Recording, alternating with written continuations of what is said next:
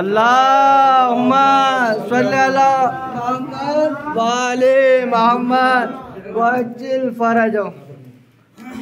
अऊज़ु बिल्लाहि मिनश शैतानिर रजीम। बिस्मिल्लाहिर रहमानिर रहीम। जैसा कि हमारी महफिल और मजालिस का एक दस्तूर और उन्वान हुआ करता है कि हम अपनी महफिल और मजालिस का इनेकाद तिलावत कलाम रब्बानी से किया करते हैं, तो मैं तिलावत कलाम रब्बानी के लिए इन मिसरों के साथ दावत सुखन देता हूँ कि ये नाज है शब्बीर के गमखार बने हैं। सुभान अल्लाह, सुभान अल्लाह। ये नाज है शब्बीर के गमखार बने हैं, हम अहले अज़ा साहिब किरदार। वाह वाह वाह वाह। ये नाज है शब्बीर के गमखार बने हैं, हम अहले अज़ा साहिब किरदार बने हैं। तो ज़हरा ने नमाजों में दुआ मांगी है रब से, तब जाके कहीं शेख के आज़ाद। वाह वाह वाह वाह।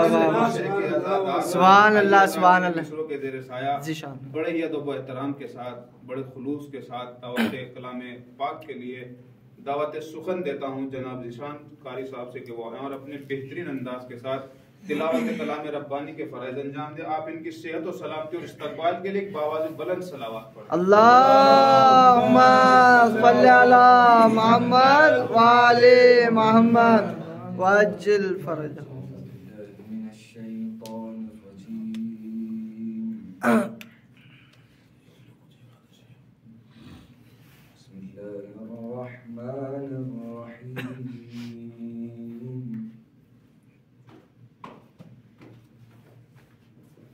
والشمس وضحاها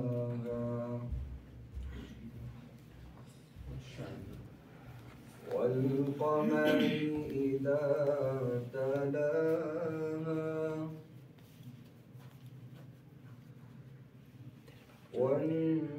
والنهار إذا جلاها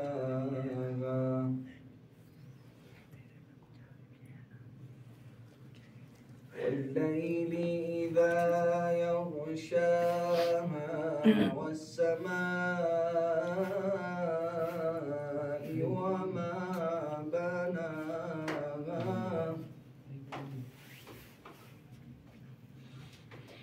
والأرض وما طحاها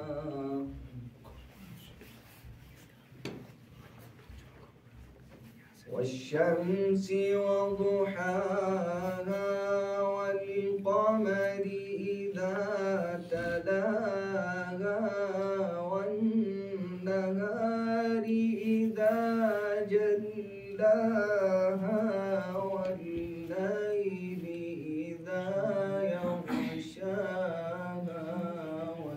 والسماء وما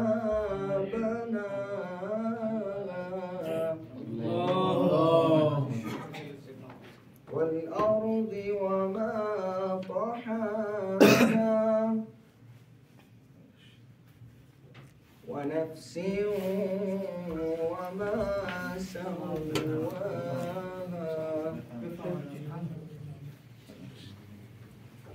فألهمها فجورها وتقواها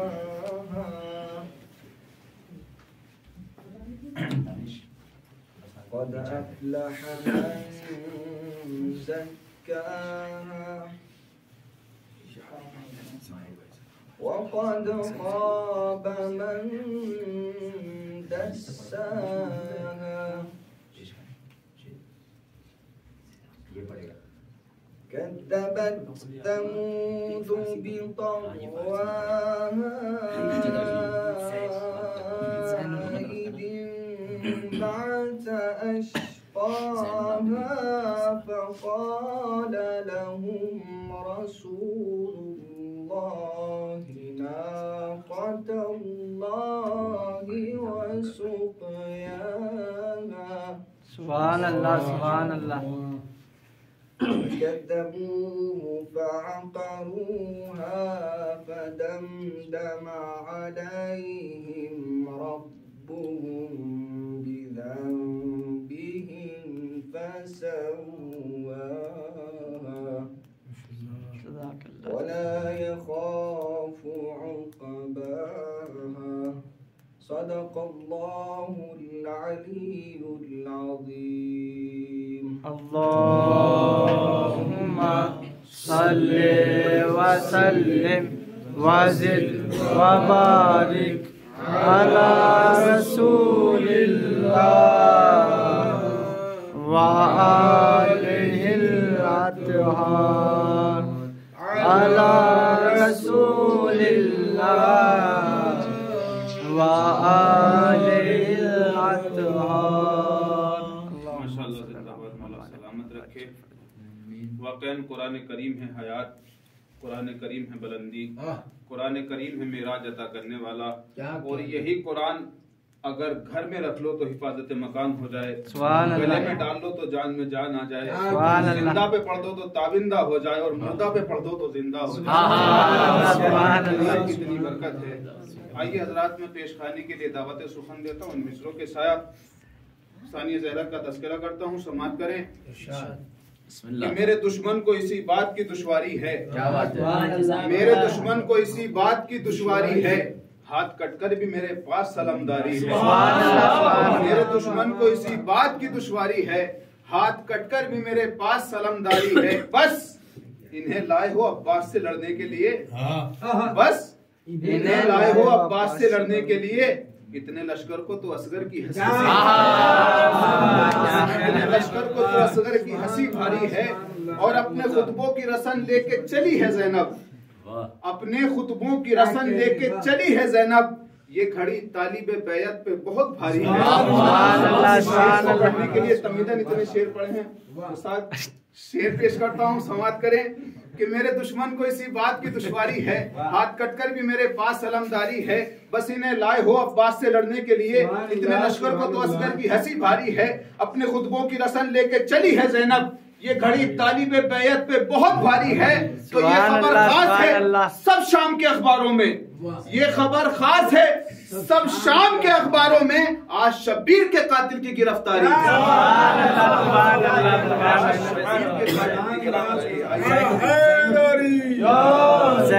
तज़किरा जब हुआ इमाम ज़ादों का, तज़किरा जब हुआ इमाम ज़ादों का, रह गया चेहरा गुलाम ज़ादों का।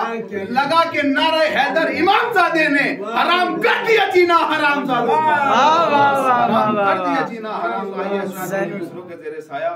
बड़ी अदब एहतराम के साथ गुजारिश करता हूँ पेशखानी के लिए जनाब ज़ैनुल साहब से वो आए अपने बेहतरीन अशार से कुलूब मोमिनीन को मुस्तफ़िज़ फरमाए।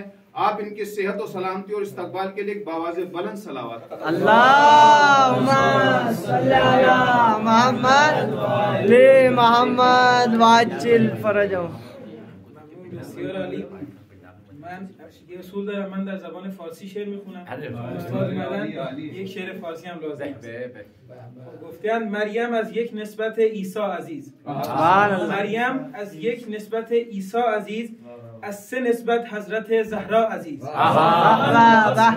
نور چشم رحمت للعالمین، آن امام اولین و آخرین، بانوی آن تاجدار حلعتا، مرتضی مشکل کشا شیر خدا، مادر آن مرکز پرکار عشق، مادر آن مرکز پرکار عشق، مادر آن قافله سالار عشق. سبحان الله سبحان الله. یه صلوات بفرستید. اللهم صل علی محمد. و سپس یک شعر در اردو میخوانم و زحمت تمام. बीबी तेरी चौखट की मट्टी जो मली मुंह पर, बीबी तेरी चौखट की मट्टी जो मली मुंह पर, आईना भी कुछ हमको हैरान नजर आया. एक बार फारसी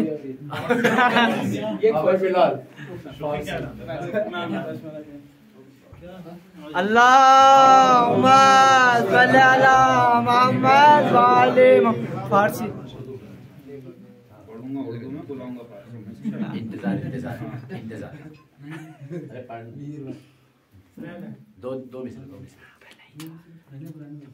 दो मिसरों से इस्तकबाल करता हूँ इंतजार भाई का पेशखानी के लिए कि सलावत पढ़े आप हजरात में जुड़कर बाबा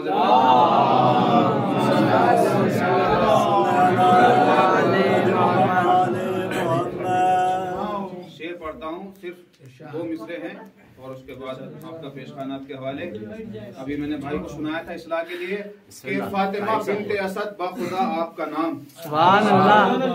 फातिमा बिनते असद बाखुदा आपका नाम, बावुजू होके भी छूते हुए डर लगता है, सुभान अल्लाह। बावुजू होके भी छूते हुए डर लगता है। आइए हज़रात जी, मैं बड़े ही अदब एहतराम के साथ दावत सुखन देता हूँ जनाब इंतजार साहब से आए और अपने बेहतरीन कलाम से कुलूब मोमिनीन को मुस्तफीज़ फरमाएं। आप इनकी सेहत और सलामती और इस्तकबाल के लिए एक आवाज़ बुलंद सलावत दें। अल्लाहुम्मा सल्ली अला मोहम्मद व आले मोहम्मद। फोटो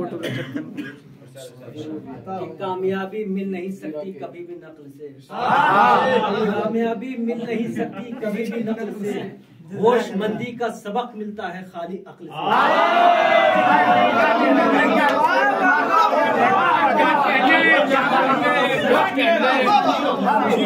सोचिए अल्लाह के नजदीक क्या होगी बुतूल, 2 मोहम्मद नूर से 11 मोहम्मद नस्ल।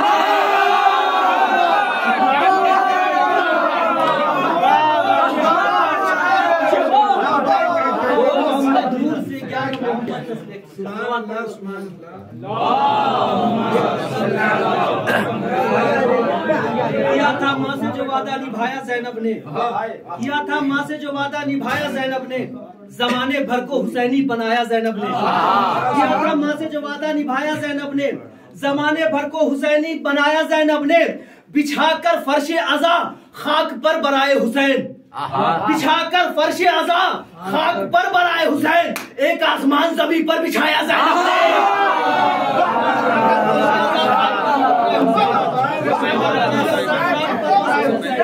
एक आसमान ज़मीन पर बिछाया ज़ैनब ने, एक आसमान ज़मीन पर बिछाया ज़ैनब ने।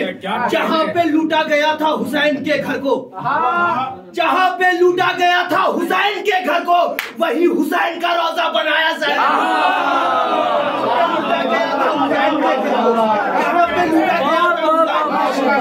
जहाँ पे लूटा गया था हुसैन के घर को, वही हुसैन का रोजा बनाया ज़ैनब ने, वही हुसैन का रोजा बनाया ज़ैनब ने। नबी रसूल वली दीन करबला कुरान, नबी रसूल वली दीन करबला कुरान, असीर होके भी सबको बचाया।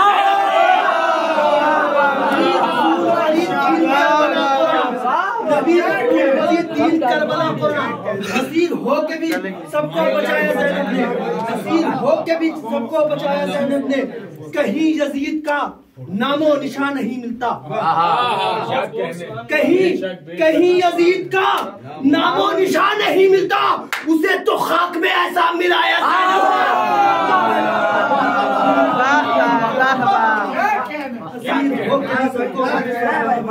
कहीं यजीद का नामो निशान नहीं मिलता, उसे तो खाक में ऐसा मिलाया ज़ैनब ने, उसे तो खाक में ऐसा मिलाया ज़ैनब ने।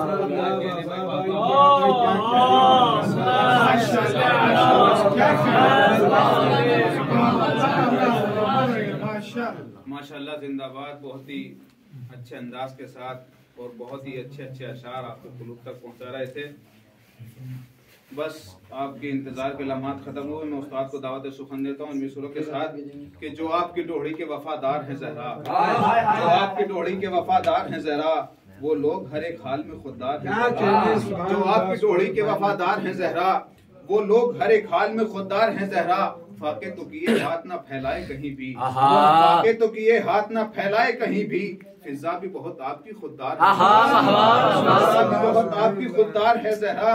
ये चाहे तो रिजवान को भी दर्जी बना लें, ये चाहे तो रिजवान को भी दर्जी बना लें, जर्रे को फलक करने पे मुख्तार है, जर्रे को फलक करने पे मुख्तार है ज़हरा। हल करता है जो सारे जमाने के मसाइल, हल करता है जो सारे जमाने के मसाइल, उस जैसे मसीहा की मददगार है, उस जैसे मसीहा की मददगार है ज़हरा।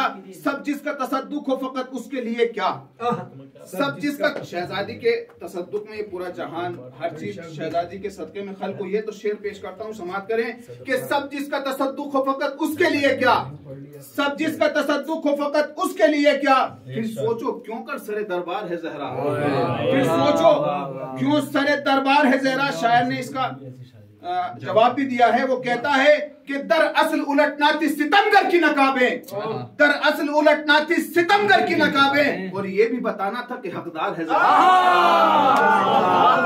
ये भी बताना था कि हकदार है जहरा, और ये भी बताना था कि हकदार है जहरा। तो मिट ही नहीं सकती दोनों की निशानी, मिट ही नहीं सकती कभी दोनों की निशानी। हालात जमाना से खबरदार है जहरा, हालात जमाना से खबरदार है जहरा। तो शब्बीर के ताबूत का हाफिज है अलमदार, शब्बीर के ताबूत का हाफिज है अलमदार। अब्बास के परचम की निगहदार है जहरा, अब्बास के परचम की निगहदार है जहरा। तो शब्बीर का मातम न मिटा है न मिटेगा, शब्बीर का मातम न मिटा है न मिटेगा। हम सबसे बड़ी शह की आजादार है, सबसे बड़ी शह की आजादार है जहरा। तो शब्बीर तेरा गम हमें किस सोच पे लाया, शब्बीर तेरा गम हमें किस सोच पे लाया। हम जैसों से भी अशकों की तलबगार है जहरा, हम जैसों से भी अशकों की तलबगार है जहरा। और उस्ताद के इस्तकबाल के लिए मिसरे पेश करता हूँ कि यही है इश्क के आदाब सिखाने वाले, सिखाने वाले, यही है इश्क के आदाब सिखाने वाले। शम्मा की तरह लहू अपना जलाने वाले, शम्मा की तरह लहू अपना जलाने वाले। नस्र से नज्म की तकदीर बनाने वाले, नस्र से नज्म की तकदीर बनाने वाले। लोग हर दिल के दरीचों में सनम रख देंगे, कौम मर जाएगी जिस दिन ये कलम रख देंगे।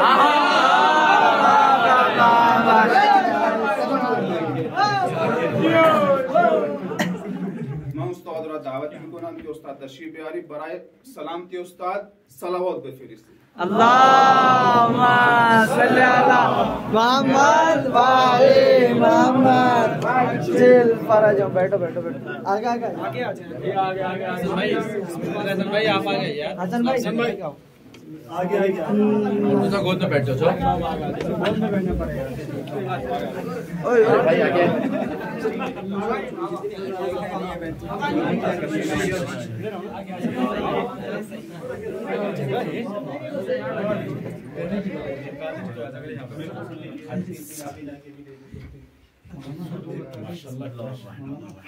क्या कर रहे हैं।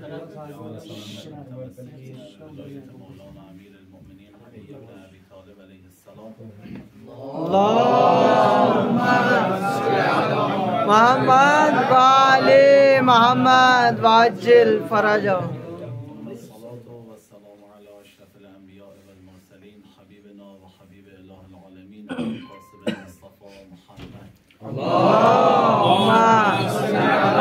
मोहम्मद वाले मोहम्मद वाजिल फरज।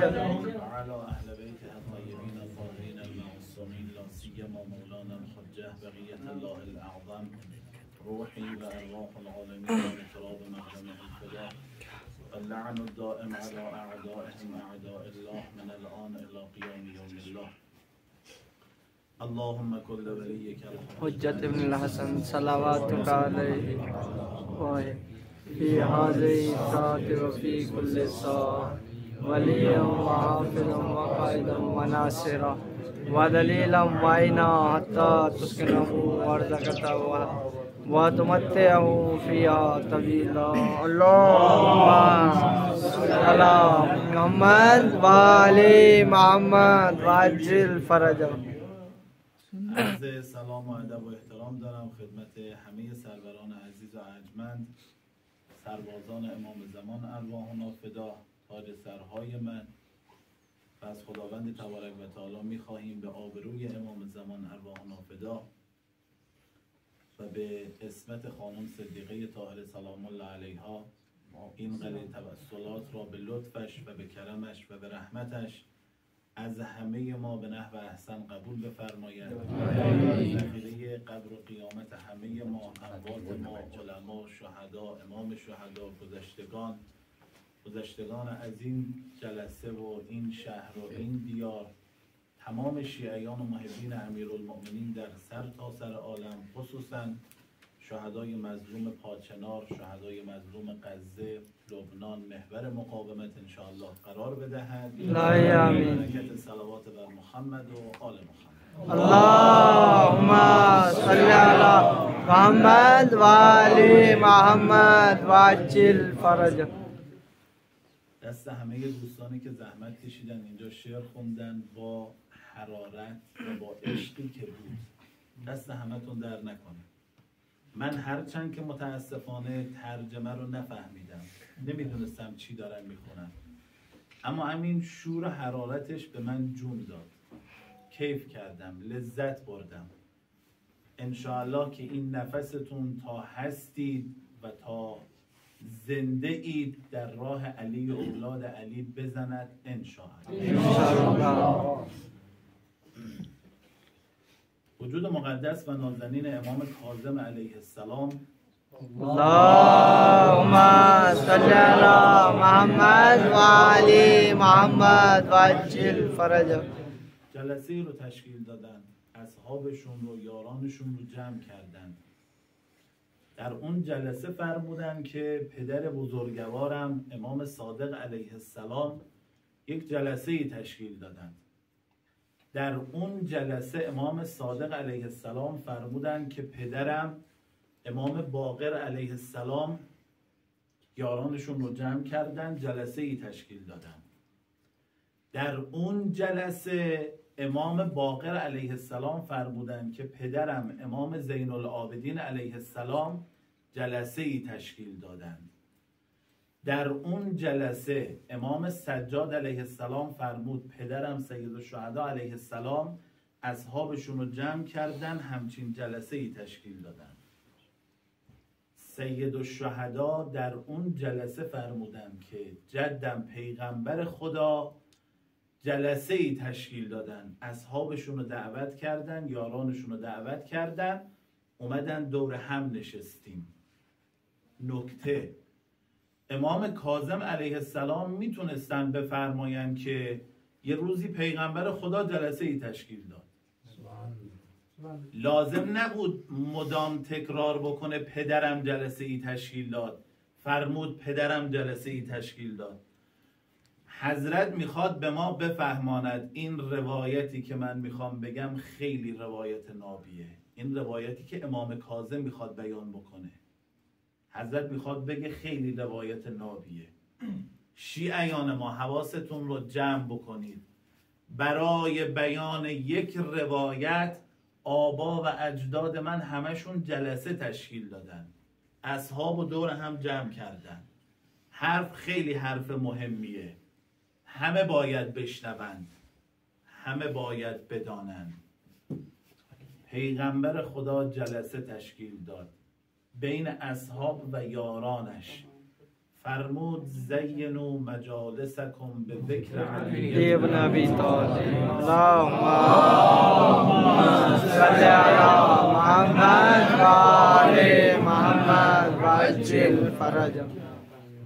پیغمبر خدا فرمود هر وقت میخواید جلسه بگیرید مجلستون رو به اسم امیرالمؤمنین مزین کنید.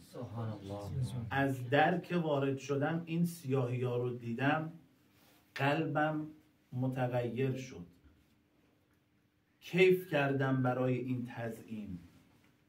هر جلسه ای که میخواید برید زینت میدن مجالس رو.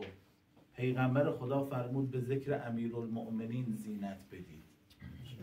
ذکر علی عباده، اسم امیرالمؤمنین، یاد امیرالمؤمنین، فکر امیرالمؤمنین عبادت است. امشب دور هم جمع شدیم. من کسی نیستم بخوام حرف بزنم، اما چون دستور دادن گفتم چشم. یه چند کلمه‌ای درباره امیرالمؤمنین علی ابن ابی طالب علیه السلام. اللهم صل علی محمد و آل محمد و عجل فرج. در ایام فاطمیه ما هم صحبت کنیم. ایام حزن و عزاست. ایام یتیم شدن همه ما هست. هممون مادرمون رو از دست میدیم.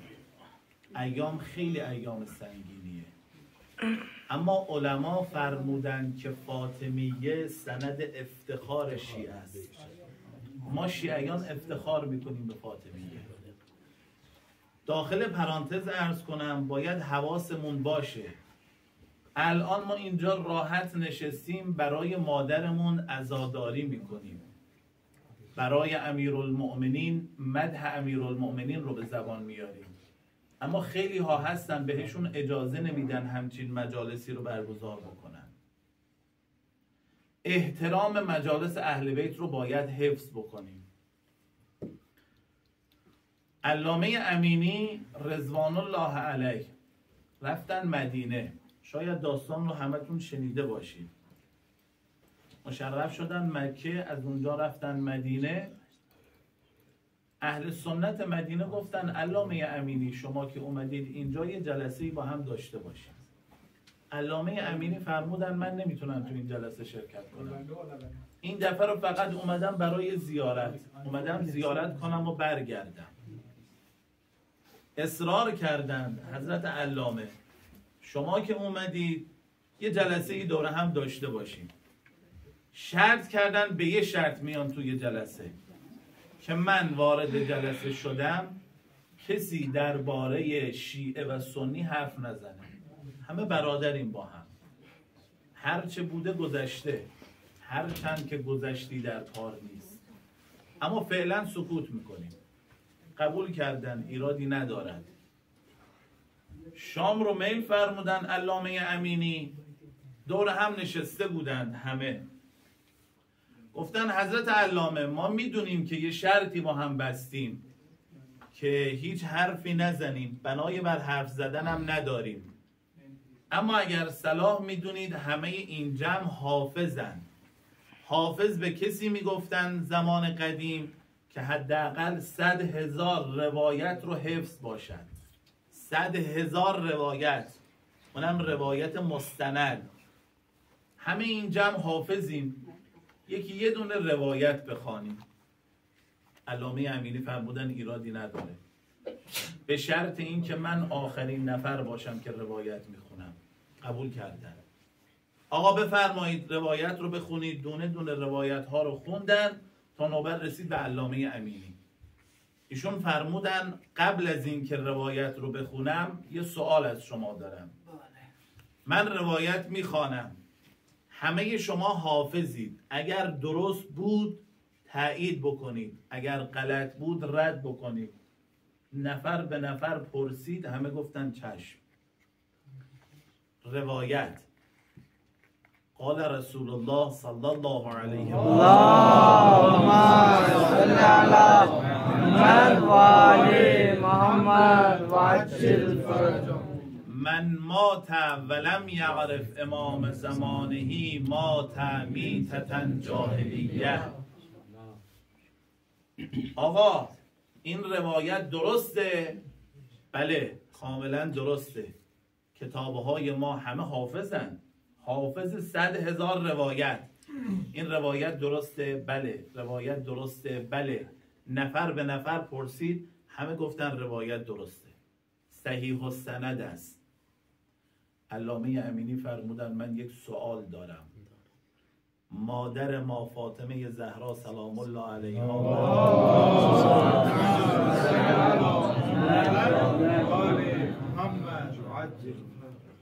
وقتی از دنیا رفتند امام زمان خود را می شناختند یا نمی شناختند؟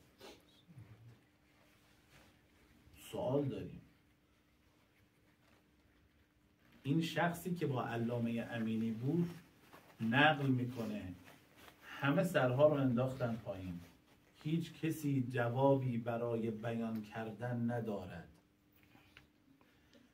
سروران عزیز میدانید تنها شخصیتی که در کل عالم اسلام به عنوان معصوم همه با هر تفکر و هر مذهب و هر فرقه ای همه مسلمان ها اتفاق نظر دارند که قطعا معصوم است، فقط فاطمه زهرا سلام الله علیها.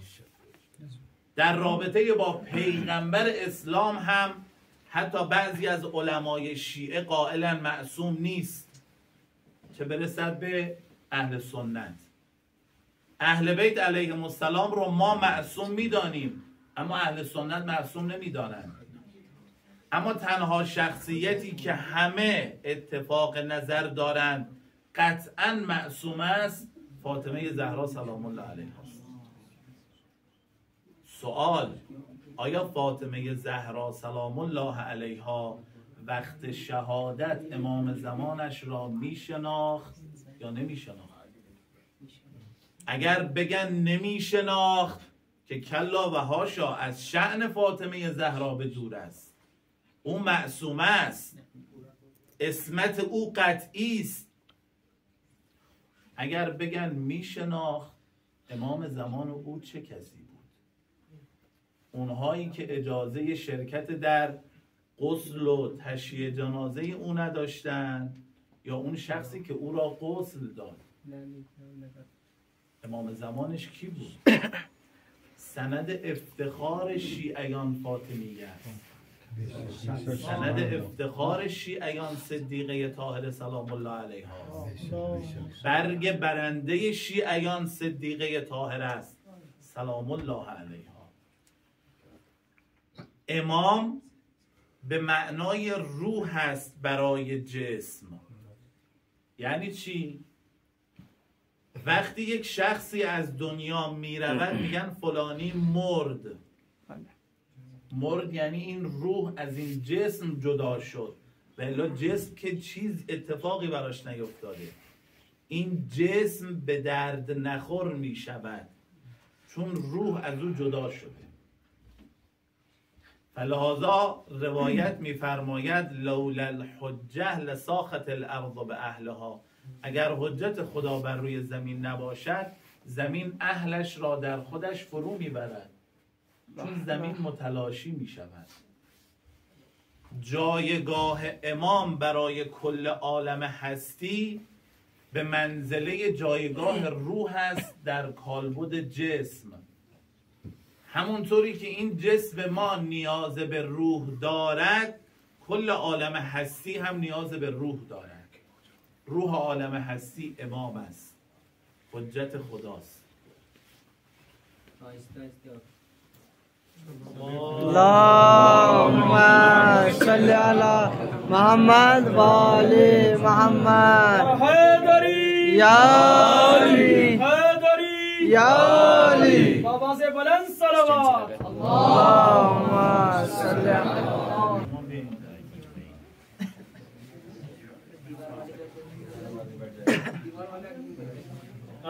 حیدری یا علی حیدری یا علی. بابا سے بلند صلوات. اللهم صل علی محمد و آل محمد عجل فرجهم. این عالم نیاز به یک روح دارد. روح این عالم حجت خدا و ولی خدا. اما چه اتفاقی می افتد که مردم حجت خدا را رها می کنند، دنبال یه عده دیگه راه می افتند؟ چه اتفاقی می افتد؟ صدیقه طاهره سلام الله علیها در خطبه فدکیه، من پیشنهاد میدم به دوستان حتما خوندید، اما دوباره مرور کنید. خطبه فدکیه فاطمه زهرا را فقط از رو بخوانید، صرف خواندن. این بانوی بزرگوار کولا کرده، به تعبیر ما ایرانی ها قوقا کرده در این خطبه فدکیه. تعابیری برای مهاجرین و انصار به کار میبرد که هر کدوم از ما میگیم ای کاش فاطمه زهرا سلام الله علیها یک تعبیر از این تعابیر رو درباره ما به کار میبرد. حضرت میفرماید شما انتخاب شده بودید برای کمک به ما اهل بیت. شما افرادی هستید که منتخب بودید، افرادی هستید که مشهور هستید به خیر و صلاح، به کار خوب و کار نیک مشهور هستید. پیغمبر چقدر از شما دفاع کرده، پیغمبر چقدر اسم شما را بالا برده. الان چرا نمی آیید از علی ابن ابی طالب علیه السلام دفاع کنید؟ همه سکوت کردن. حتی فاطمه زهرا سلام الله علیها با زنان مهاجرین و انصار هم صحبت میکنن. بیایید شوهرانتون رو ترغیب بکنید به دفاع از علی ابن ابی طالب علیه السلام. شوهرانتون رو بیارید پای کار. جناب سلمان رضوان الله علیه نقل میکنه، میگه امیرالمؤمنین علیه السلام فاطمه زهرا سلام الله علیها رو سوار بر مرکب میفرمودند، حسنین رو با خودشون همراه میکردند. میگه 40 شب درب خانه به خانه رو رفتن زدن، خونه به خونه رو در زدن، بیایید به ما کمک کنید. سلمان میگه شب وعده میدادن ما فردا صبح میاییم. امیرالمومنین فرمود فردا صبح قبل از طلوع آفتاب همه درب مسجد النبی آماده باشند. سمعا و طاعتا یا امیرالمومنین. با گوشهای خودمان شنیدیم من کنت مولا فهذا علی مولا. با گوشهای خودمان شنیدیم که این علی ابن ابی طالب بعد از من بر شما ولایت دارد. با گوشهای خودمان شنیدیم یا علی انت منی به منزلت هارون من موسی الا لا نبی بعدی. شب وعده میدادند. سلمان میفرماید صبح در به مسجد ما آماده، لباس پوشیده، زره بر تن، شمشیر به دست. من بودم، علی ابن ابی طالب، اباذر و مقداد. حالا تو بعضی از روایت ها تا 7 نفر بیان شده. امیرالمؤمنین و فاطمه زهرا 40 شب در به خانه رو زدند، اما نمی آمدند. چرا نمی آمدند؟ چه دلیلی دارد؟ خوب دقت بفرمایید. وقتی پیغمبر خدا از مکه خارج شدن به سمت مدینه، همه شما سروران داستانش رو خوندید، بهتر از من بلدید. سر راه پیغمبر خدا 1 نفر حاضر شد. پیغمبر دست اون 1 نفر رو گرفت با خودش داخل غار برد. اولا که مبادا پیغمبر را لو بدهد. ثانیاً پیغمبر خدا میخواست به مردم بفهماند آن کسی که وصی من است آدم ترسو نیست.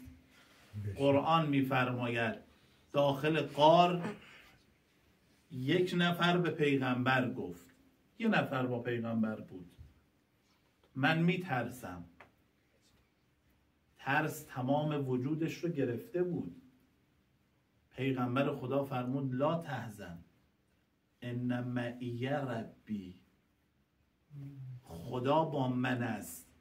نمی فرماید ان معنا، می فرماید ان معی. خدا با من است، نمیگه خدا با ما 2 نفره.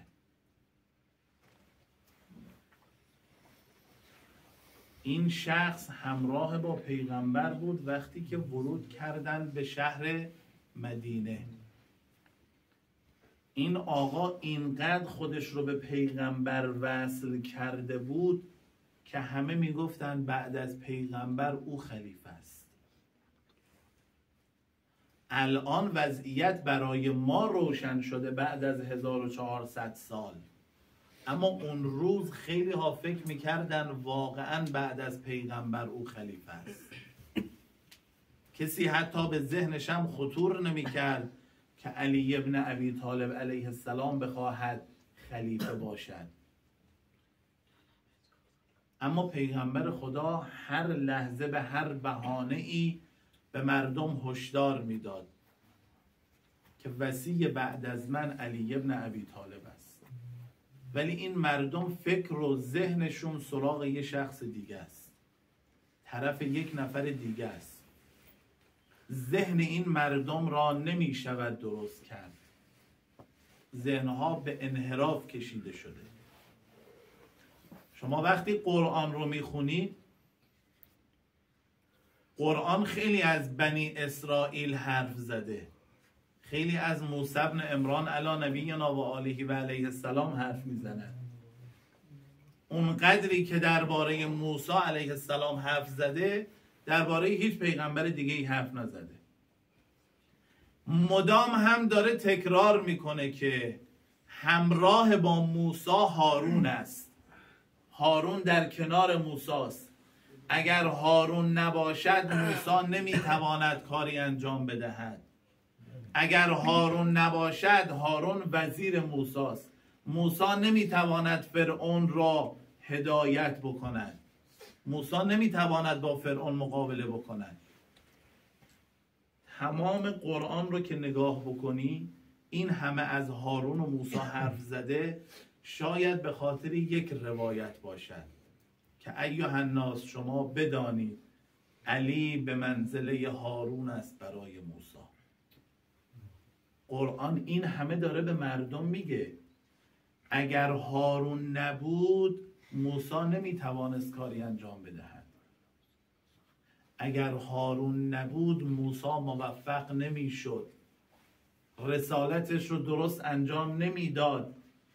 اگر علی نباشد پیغمبر هم رسالتش رو به سرانجام نمیرساند. پیغمبر نمیتواند اسلام را پیش ببرد منهای علی ابن ابی طالب علیه السلام. سر تا سر قرآن علی ابن ابی طالب است. امام صادق علیه السلام میفرماید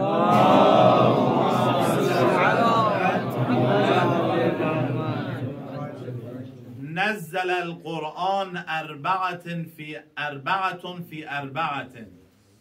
قرآن 4 دسته یا 4 گروه نازل شده.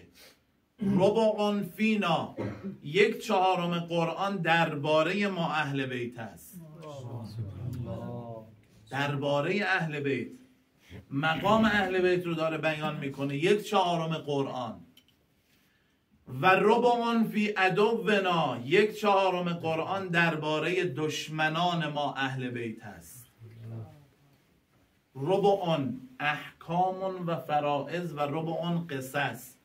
1/4 قرآن قصه است، 1/4 قرآن هم احکام و فرائضه.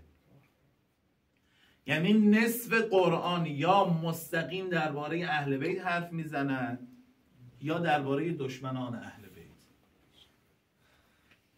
ما چقدر از این قرآن استفاده میکنیم در رابطه با اهل بیت علیهم السلام؟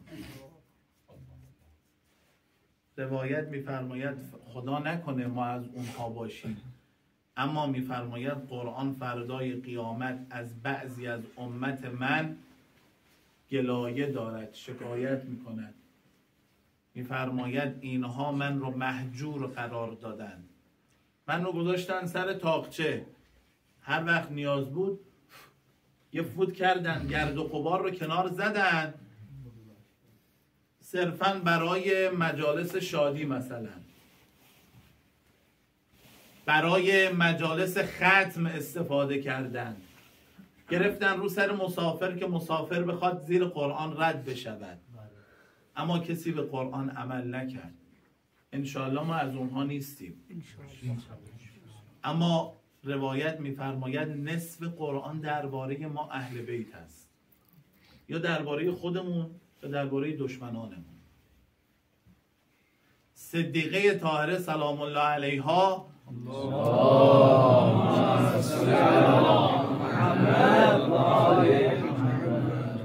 احیاگر قرآن است در بین مردم. در همین خطبه فدکیه بارها و بارها استدلال می کند به آیات قرآن که ای مهاجرین و انصار، این آیه های قرآن درباره علی ابن ابی طالب علیه السلام است. اما شما چرا سکوت کردید؟ شما چرا امروز حرف نمیزنید؟ یک، به خاطر اینکه ذهنها منحرف شده به سمت یک شخص دیگر. دو، به خاطر ترس مردم. ترسی که یهود در دل مردم انداخته، هراسی که مردم در دل یهود انداخته. تاریخ رو که نگاه میکنیم، هر موقع خواستن اهل بیت رو کنار بزنند، اهل بیت را با تهمت کنار زده اند. و علی ابن ابی طالب علیه السلام هم تهمت زدند که چی؟ اولا علی جوان است. فیلم جایی پخش نمیشه؟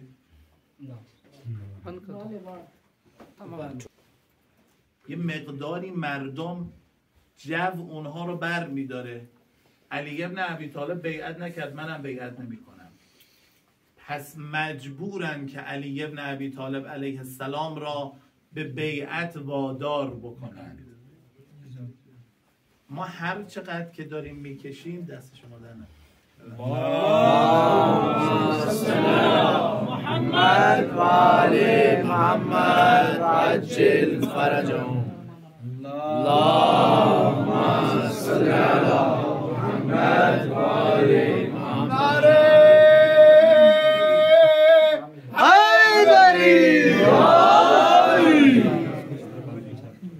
اسلام هر چقدر زجر میکشد، از دست یهود زجر میکشد. یهود خیلی مسلمان ها را اذیت کرده. از ابتدایی که پیغمبر بنا بود به دنیا بیاید تا امروز هم یهودیا دارن ما را اذیت میکنن. این بحث رو بگم خاتمه بدم، خیلی وقتتون رو نگیرم. جد پیغمبر خدا را یهود به شهادت رسانده است. تاریخ ثابت شده است، نمیخوام بحث بکنم. چرا قرآن میفرماید یهودی ها همونطوری که شما بچه های خودتون رو میشناسید، یهودی ها هم پیغمبر را میشناسند.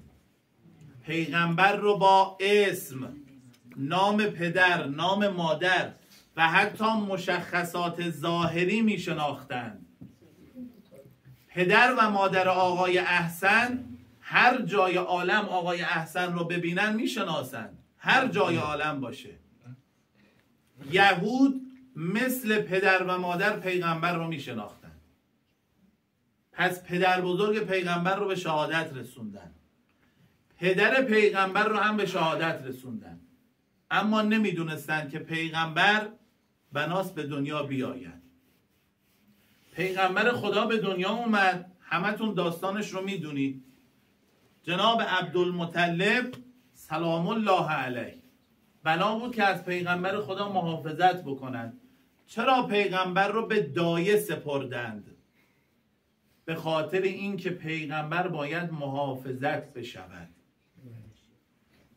باید مراقبت بشه از این پیغمبر.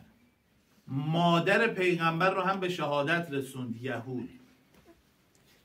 فکر کردن که دیگه پیغمبری نیست، هم پدرش رو کشتیم هم مادرش رو، اما نمیدونستن که این پیغمبر به دایه سپرده شده.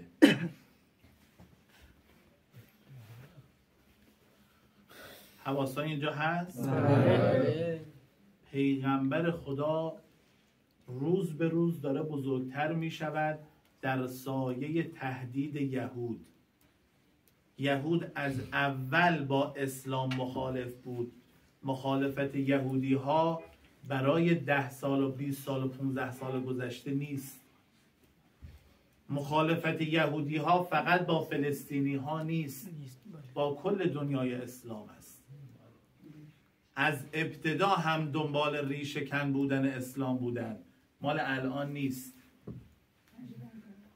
یهود که دید انقلاب خود پیغمبر رو نتونست بکشه، انقلاب پیغمبر رو هم نتونست از بین ببرد، چه کاری باید انجام بدهد؟ این انقلاب را به انحراف بکشاند، نفوذی های خودش رو درون این انقلاب جا بدهد. باید یه کاری بکنه که بعد از پیغمبر یهودی ها سکاندار اسلام بشوند. خوب هم کارشون رو انجام دادن، به نحوی که بعد از پیغمبر یهودی ها سکان اسلام رو به دست گرفتن. حالا که یهود اومده در رأس، علی ابن ابی طالب علیه السلام با هر ترفندی که شده باید از پا بیفتد. اما آیا کشتن امیرالمؤمنین فایده داره؟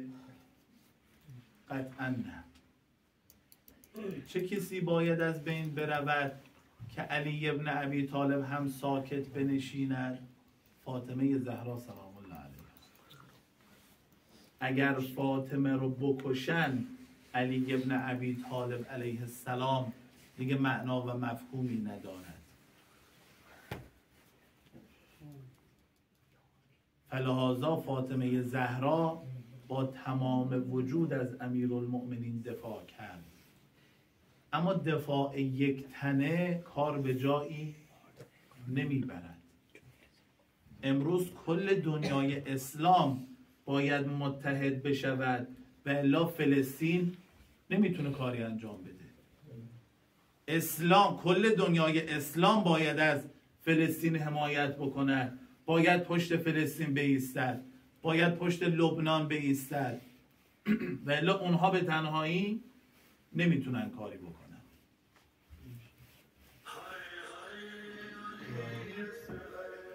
صدیقه طاهره سلام الله علیها وارد مسجد شد. صدیقه طاهره سلام الله علیها وارد مسجد شد. گفت یا فاطمه، این قباله فدک باید به ما برگردد، برای حکومت است. گفت قباله، حضرت فرمود قباله فدک ارثیه است برای من فاطمه. گفت مگر پیغمبرها هم از خودشون ارث به جا میگذارند؟ من خودم از پیغمبر خدا شنیدم که پیغمبرها ارث به جای نمیگذارند. فاطمه زهرا سلام الله علیها آیه قرآن خواند: ورث داوود سلیمان. ارثیه سلیمان به داوود رسید. کی گفته پیغمبرها ارث به جا نمیگذارند؟ برگشت گفت ببخشید خانم جان، من معذرت میخوام. پیغمبر خدا فرمود کسی که اجتهاد بکند اگر درست فهمیده باشه حکم درست بدهد 2 ثواب دارد، اگر حکم اشتباه بدهد 1 ثواب. من اجتهادم غلط بود، متوجه نبودم، مجبور شد داخل مسجد قباله رو تحویل صدیقه طاهره سلام الله علیها داد.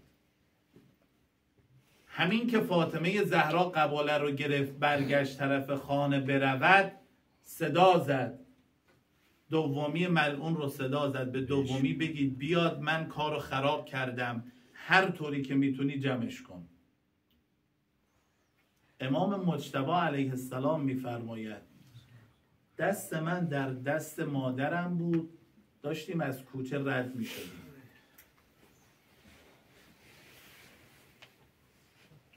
امام زمان ما رو ببخشه. امام مجتبی میفرماید مادرم به من میگفت پسرم یه خورده تندتر دنبال من بیا. داشتیم با هم میرفتیم، اون نامرد از روبرو آمد.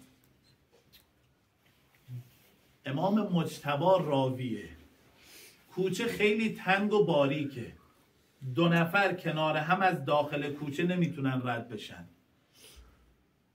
از روبرو آمد، پای نحسش رو گذاشت روی دیوار، گفت فاطمه قباله فدک رو بده. مادر من گفت قباله فدک مال منه، من قباله رو پس نمیدم. زنی که حیا داشته باشه سرشو میندازه پایین وقتی میخواد با نامحرم حرف بزنه. زن با حیا چشم تو چشم به نامحرم نگاه نمیکنه. امام مجتبی علیه السلام میفرماید مادر من سرش پایین بود، داشت صحبت میکرد، جواب میداد، من قباله فدک رو پس نمیدم. این نامرد ملعون قباله فدک رو از دست مادرم کشید. رفقا من رو ببخشید، اما روزه مادرمونه. استاد ما میفرمود یه جایی خوندم که این نامرد ملعون با 2 دست 2 طرف صورت مادر ما رو سیلیده.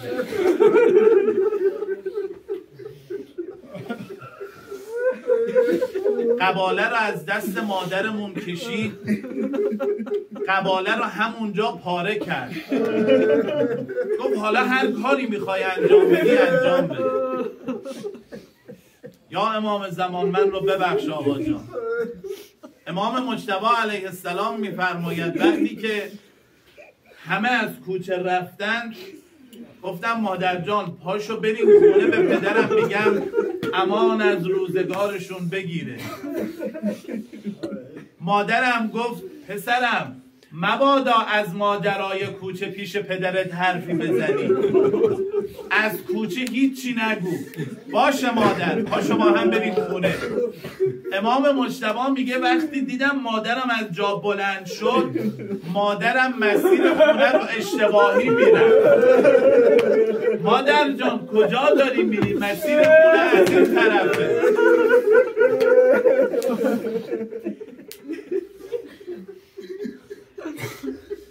آقا جان یا صاحب الزمان معذرت میخوام، امشب تو جمع طلبه ها میخوایم با هم روزه بخونیم برای مادر، اما دلم نمیاد چون امام رضا فرمود ابن الشبیب ان کنت باکیا لشیء فبک علی الحسین. هر خواستی گریه کنی برای حسین ما گریه کن. رفقا سید الشهدا علیه السلام 2 جام مستعسل شده، یعنی هی چند قدم میره جلو دوباره بر میگرده، حیرانه خدایا چیکار کنم. یه جا رو همتون میدونید، اومد طفل رضی رو دستش گرفت، فرمود یا قوم ان لم ترحمونی فرحموا هذا الطفل الصغیر. به من رحم نمی‌کنی لااقل به این بچه رحم کنید. راوی میگه ابی عبدالله داشت صحبت میکرد با این مردم، یه وقت نگاه کرد این بچه داره دست و پا میزنه، فضا به همه الاذن الی الاذن، گوش تا گوش برید.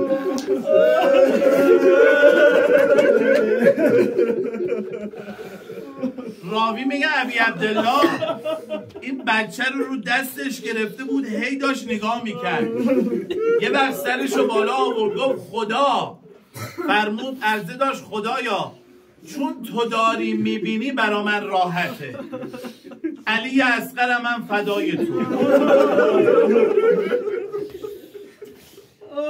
اما چشم از این گلو بر نمیداره. یه وقت هاتفی از آسمان صدا زد دعه یا حسین. حسین جان میدونم سخته اما دل بکن از این بچه، این بچه رو ول کن، خودمون تو آسمون ها سیاهش. راوی میگه وقتی از آسمان ندا اومد، حالا ابی عبدالله سرگردان شد، هی 2 قدم میره جلو دوباره برمیگرده. خدایا بازم برم تو دل دشمن، اگرم برگردم به مادرش چی جواب بدم. این یه جا، منو ببخشید. یه جای دیگه هم سراغ دارم که ابی عبدالله مستعسل شد. اون ملعون نامه نوشت به معاویه ابن ابی سفیان لعنت الله علیه، گفت معاویه نبودی، رفتم پشت در خانه علی، در رو به آتش کشیدم، هر کاری کردم فاطمه ولکن این در نبود. منو ببخشید رفقا، چون مادر ما باردار بوده، شعله های آتش که زمانه گرفت، خانمی که بارداره معمولا شکمش مقداری بزرگتره، مادر ما برای محافظت از بچه پشتشو تکیه داده بود به در. این ملعون میگه با لگد زدم ببینم در از جا کنده میشه یا نه. امام زمان منو ببخش خاک به دهنم. استاد ما میفرمود همه جا میگن فاطمه بین در و دیوار گرفتار.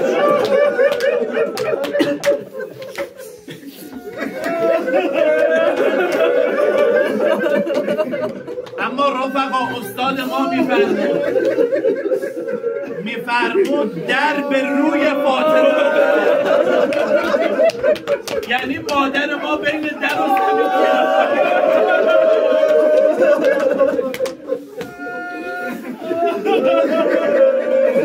وقت صدا زد یا بزد و خوزیدی بزد به دادم بره. پسه میگه اومدم با هر وضعیتی که شد فاطمه رو جمع جورش کردم. اما مادر سادات از هوش رفته بود.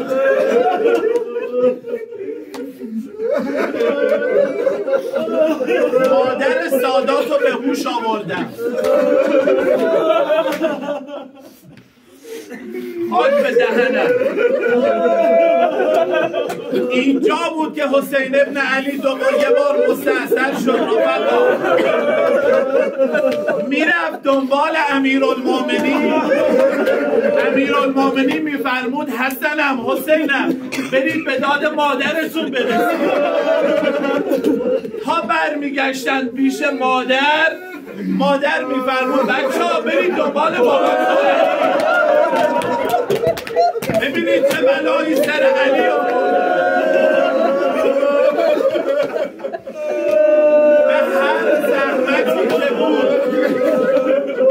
به هر زحمتی که بود خودشو به علی رسید.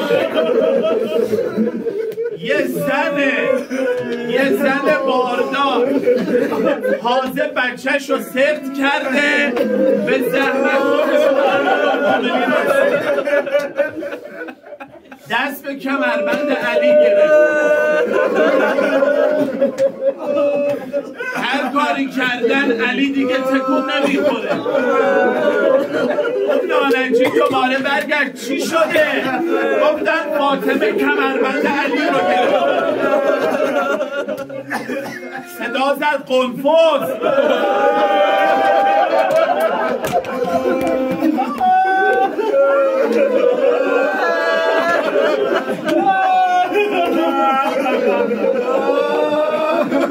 صدا زد قنفذ دست فاطمه رو بکشن.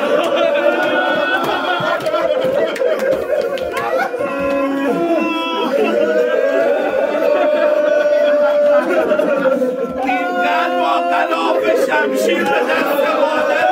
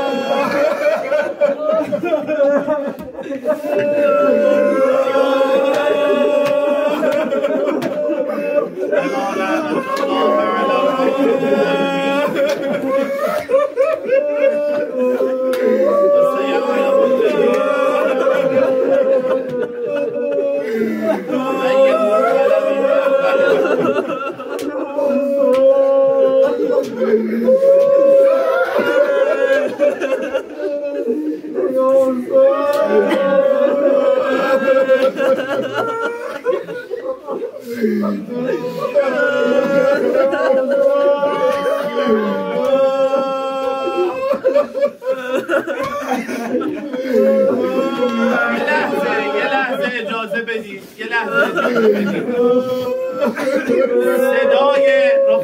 صدای کسی بلند نشه خواهش میکنم. یه لحظه اجازه بدید. حالا که آماده اید یه روزه دیگه بخونم برآورده شدن حوائج. گفتن بانی امشب گفته برای اموات هم دعا کنیم. اینو میخونم برای همه اموات. خواهش میکنم یه دقیقه مثل اون شبی که امیرالمومنین فرمود پیرنهاتون رو به دندون بگیرید، تمرین کنید ببینید میتونید پیرنهاتون رو به دندون بگیرید، گریه بکنید، صدای کسی بلند نشه، بی صدا گریه کنید، به یاد اون شب گریه کنید. امیرالمومنین رفت مسجد، حسنین اومدن دیدن مادرشون از جا بلند شده. خدا رو شکر مادرمون بلند شده از جا، بریم مسجد 2 رکعت نماز بخونیم و برگردیم. رفتن مسجد 2 رکعت نماز بخونن، نماز شکر بخونن. اسما میگه خانم به من فرمود اسما یه پارچه رو صورت من بکش، بعد دقایقی منو صدا بزن. اگر جواب دادم ببین زنده، اگه گفتم کسی با صدا گریه نکنه به یاد اون شب، اگر جواب ندادم علی رو صدا بزن. میگه هر چقدر بعد یه چند لحظه صدا زدم یا سیدتی یا بنت رسول الله صدایی نمیاد، دست و پامو گم کردم، حیران شدم خدایا حالا چه خاکی به سرم بریزم. یه وقت دیدم حسنین از در وارد شدن، نگاه کردن مادرمون دراز کشیده، گفتن اسما مادر ما این وقت ظهر نمیخوابید، چی شد تا ما رفتیم 2 رکعت نماز بخونیم برگردیم مادرمون خوابیده؟ اسما یه سوال، چرا پارچه رو صورت مادرمون کشیدی؟ رفقا میگن اگر کسی عزیز از دست داده مقدمه بچینید براش، یه دفعه بهش نگید. اسما میگه من هول شدم نفهمیدم، یه دفعه گفتم ماتت اما، مادرتون از دنیا رفت. اسما میگه امام مجتبی رفت رو سر مادر شروع کرد صحبت کردن. مادر جان من حسنم، با من صحبت کن، کلمی یا اما. هر کاری کرد امام مجتبی مادر به حرف در نیومد. یه بار امام مجتبی به سید الشهدا رو زد، گفت حسین جان مادر که با من حرف نمیزنه، جواب منو نمیده، تو بیا یه کاری کن مادرمون به حرف بیاد. آخ امام زمان منو ببخش، صورت گذاشت کف پای مادرش، کلمینی یا اما، مادر جا با من حرف بزن، من حسین اسما میگه گفتم آقازاده ها برید باباتون رو صدا بزنید. ها از در وارد شدن گفتن پدرجان به داد مادرمون برس. راوی میگه امیرالمومنین با صورت به زمین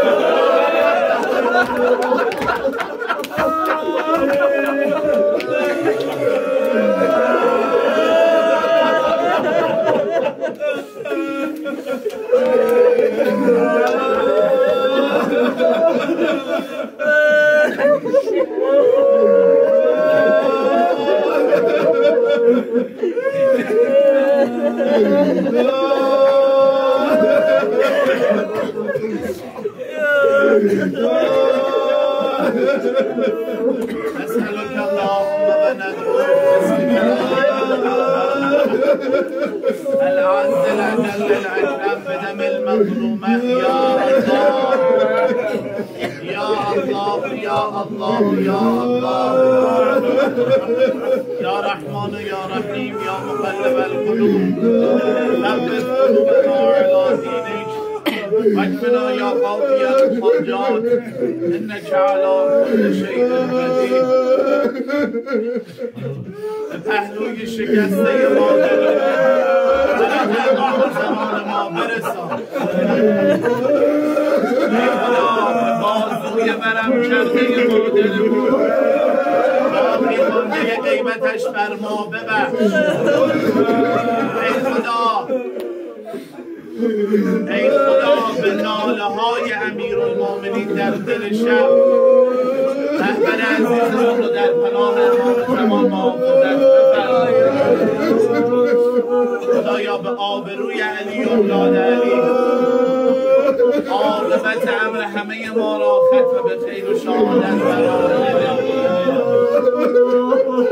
خدایا به اسمت فاطمه زهرا سلام الله علیها مردم مظلوم پاچنار، مردم مظلوم غزه و لبنان، مردم مظلوم محور مقاومت را نصرت و پیروزی نهایی عنایت بفرما. خدایا به آبروی علی و اولاد علی اسمت مادرمون فاطمه زهرا سلام الله علیها حوائج شرعی و مشروعه جمع حاضر و بانی مجلس را برآورده به خیر بفرما. خدایا به اسمت مادرمون فاطمه زهرا سلام الله علیها این قلیل توسلات را ذخیره قبر و قیامت همه ما اموات ما گذشتگان شهدا علما امام شهدا قرار بده. ببخشید خودتون خیلی اذیت شدید، خیلی هم پول کشید. خدا انشالله از همتون قبول بکنه، انشالله که در راه علی و اولاد علی ثابت قدم باشید و باشید انشالله. رفقا یه خواهشی هم که دارم در حق هم دیگه دعا بکنید. هم شما در حق ما دعا بکنید، هم اگر ما قابل باشیم در حق شما دعا بکنید. امام زمان ارواحنا فدا فرمود خدا رو قسم بدید به جیر خورهای ما. گفتن آقا جان جیر خورهای شما کیان؟ گفت همین طلبه ها. امام زمان به جز شماها کسی رو نداره.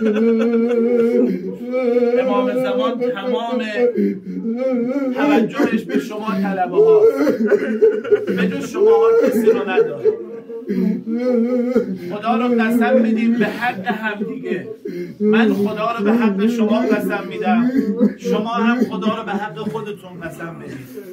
هر حاجتی که دارید، هر مطلبی که دارید برای خودتون، برای اهل و عیالتون، برای خانواده هاتون، خصوصا توی این ایام فاطمیه خدا انشاءالله حوائج همه رو برآورده به خیر بفرماید و انشاءالله در حق هم دیگه دعا کنیم و از خدا بخواهیم که مردم مظلومی که واقعا در محاصره هستن، تحت ظلم، خدا انشاءالله به همشون کمک عنایت بفرماید.